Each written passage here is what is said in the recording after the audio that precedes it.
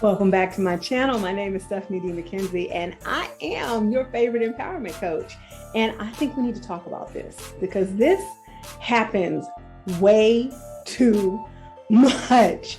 And you're probably saying, okay, what is she talking about? Like, what is going on here, Stephanie? You know, on this channel, we talk a lot about people pleasing, codependency, because the reason why is not because I want to talk about that, but it's because I ultimately want you to drop that, right? I want you to get over that. I want you to heal that so that you can get empowered. But here's the thing.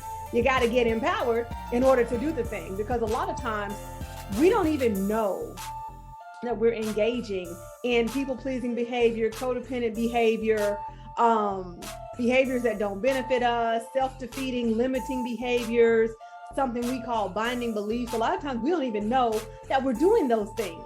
And so hopefully this video will bring something to your attention that is important. Okay, so let's get into this. First of all, we're going to have a little bit of story time, right? Because at the end of the day, like I said, many times we don't even know that we're doing these things. We have no idea why this is happening. For those of you who are wondering, this is my Natural Born Icon shirt, courtesy of Danny D. She's another coach. She has a channel. I'll drop her information below. But like I said, we don't really know that we're doing these things. A lot of times we have been programmed to be people pleasers or to engage in people pleasing behavior, as well as being codependent. These things happen to us in childhood, and because of situations that may have happened with our parents, with our siblings, or with our extended family, it framed our worldview, and this is the result. So while you might be saying, I'm not a people pleaser, I don't even like the way that sounds. Well, the truth of the matter is you might be engaging in people pleasing behavior simply because it is so normal to you. It is normal for you to put your needs beneath others. It is normal for you to go above and beyond for others while going beneath and below for yourself. You're doing the bare minimum for yourself, okay? But you're going above and beyond for other people. And I need you to understand this, because if this has been your normal state of being, you won't call it anything, but that's just how you are. And I'm here to tell you that there's another way to be. That is not just how you are. It is how you have become in order to navigate life. It is the roles that you have taken on in order to keep yourself safe and satisfied. So here's the deal. Here's a mistake that I don't want you to make again. And it is so easy to make. So let's go back to some situations in my life where I literally thought that at some point things would be better. This relationship would be better. This friendship would be more balanced. You know, this person would give to me as much as I'm giving to them. Let's go back to those situations. And if you had a situation like that, put me in the comments, like right now, drop me, M-E, in the comments, because I think I'm talking to the right people. And, you know, I can remember spending a fair amount of time and putting a fair amount of energy into a relationship.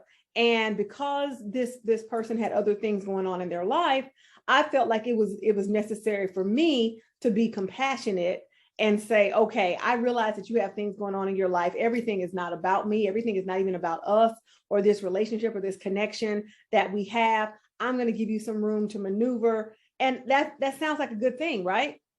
That sounds like a good thing, until what you realize is that you're not just demonstrating compassion, you're being hyper compassionate, meaning that you're good. Once again, here we go. Trauma responses above and beyond to not only give this person room, but to make their wrongs acceptable. You're going above and beyond to make their rights, to make their wrongs right.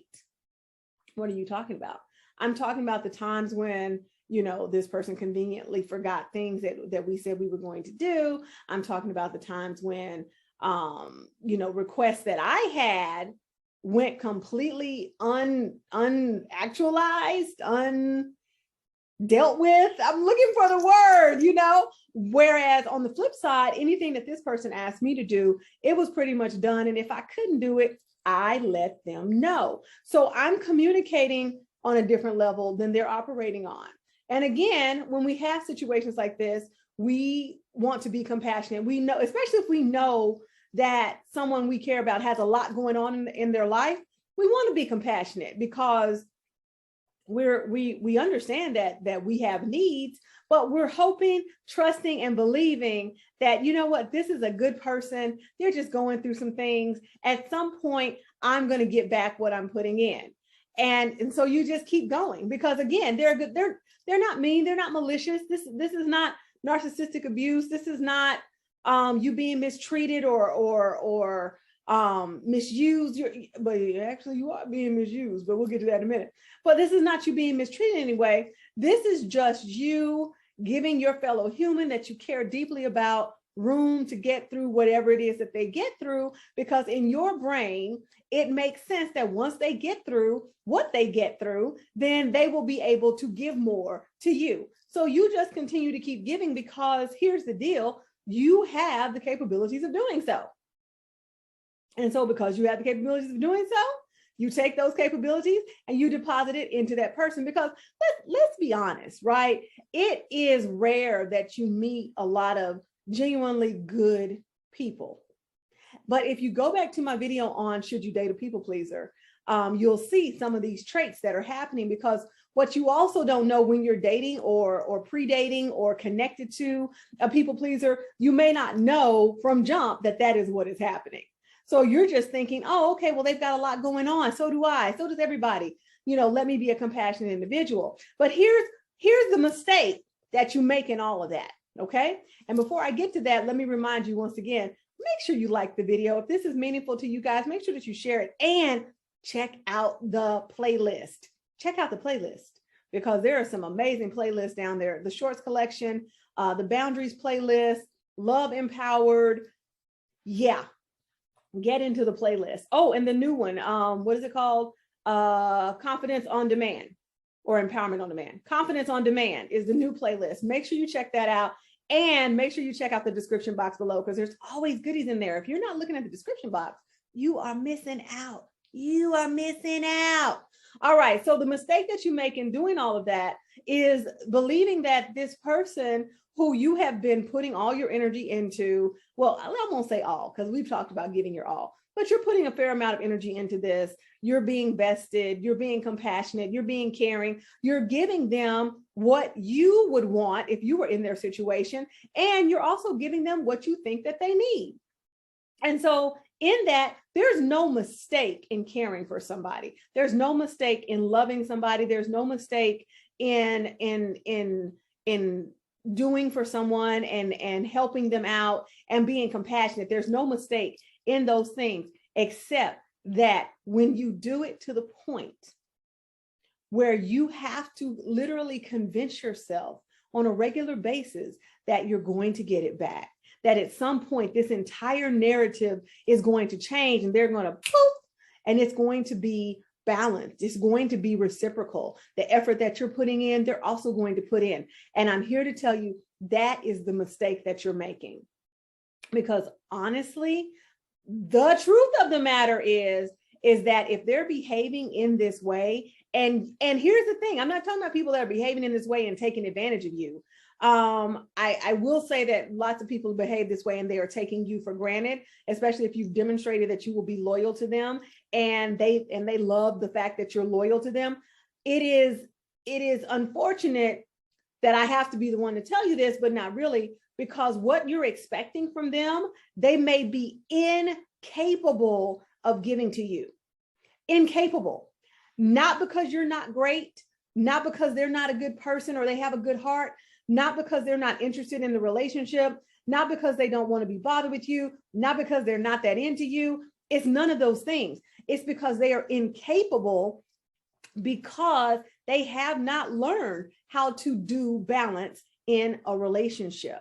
They are very much used. That sounds like horrible English. I'm sorry. Did y'all know I used to be a professor? I should not even be doing that. But anyway, that they are used to unbalanced, imbalanced, non-reciprocal relationships. They are used to having to do more. So they're used to being you. They're used to being you in the relationship. All that above and beyond that you're doing, yeah, they're used to doing that for somebody else. And so what has happened is that more than likely, they're still vested in their people-pleasing ways. They're still seeking external validation.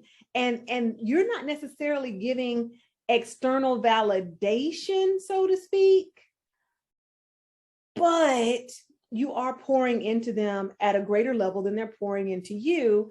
And they may not know how to deal with that. In my situation, I truly believe that this person had, one, an avoidant attachment style.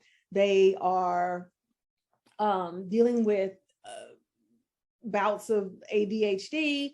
They are also dealing with the demise of a relationship that was pretty crazy. And those of you who know me personally, you know about this situation. We've discussed it. And they're dealing with a lot of childhood trauma as well, and a lot of anger.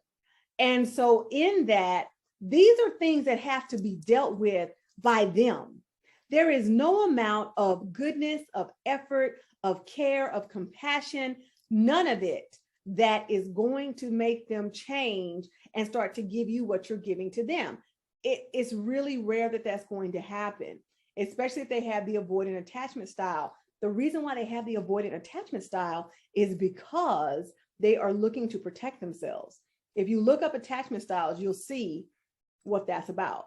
And most of the time, avoidant attachment styles have a fear of abandonment.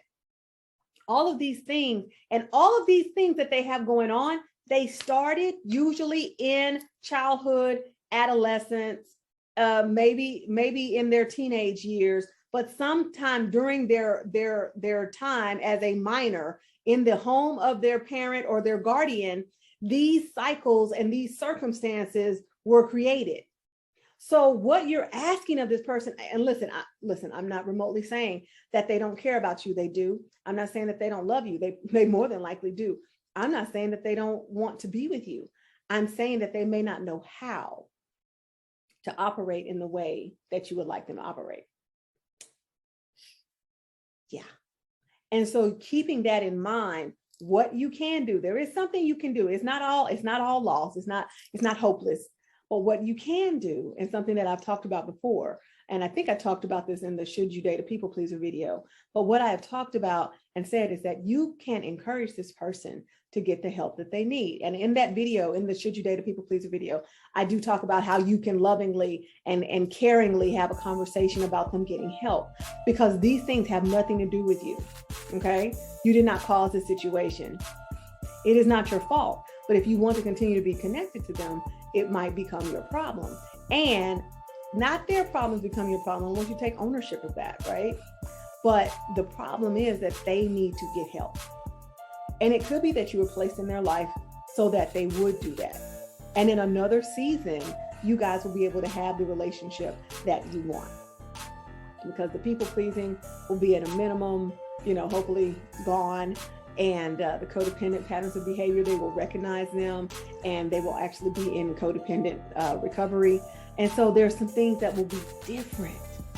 But I don't want you to keep putting your effort in, thinking that your effort is what's going to be mirrored back to you. I saw a meme, and I'll say this, and then I'm gonna go. It said something about waiting for somebody to do whatever in a relationship, whatever, is like waiting for a ship at a car lot or something like that. And I was like, I can't remember exactly what it said. But the reason why that matters is because the mistake you're making is believing that you're giving to them is what is going to change them. At some point, they're just, giving to them and helping them get through their situation is what's going to change the situation for your benefit eventually. And I'm saying to you, you giving to them, being there for them is a beautiful thing. However, the changes that you're requiring probably will require a third party, meaning, and I'm not talking about third party like a third party. I'm talking about a third party like a professional. They may need to see someone and talk to someone, because if you're coming into their life with genuine love and genuine care, that may be foreign to them. They may not know how to process it. And what you're seeing in the behavior is not so much about what they're getting over, but about what they're unwilling to accept. Okay?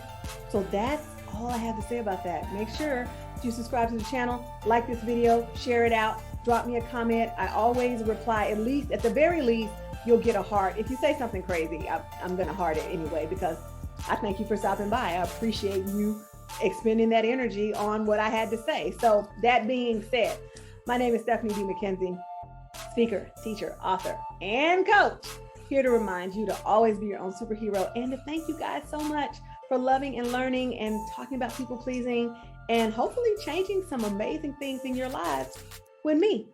See you on the next video.